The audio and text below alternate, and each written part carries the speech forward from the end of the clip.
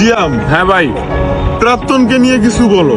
সে কি এই ভিডিওটা দেখবে? অবশ্যই দেখবে, সেই কথাগুলো শুনবে। অবশ্যই মনোযোগ দিয়ে শুনবে। এ শহর ঘিরেই রয়েছে প্রেম, আর প্রেমকে ঘিরেই যত পাপ।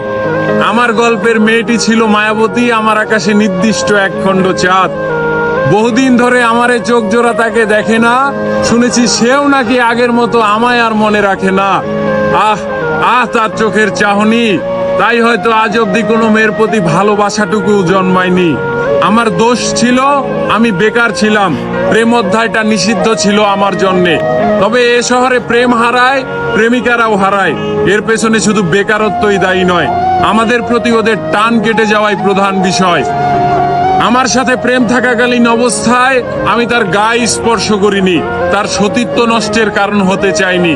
তবে আমার প্রেমিকা বড্ড নীতিবান, সে তার বর্তমান প্রেমিকের সঙ্গে অশ্লীলতা করে।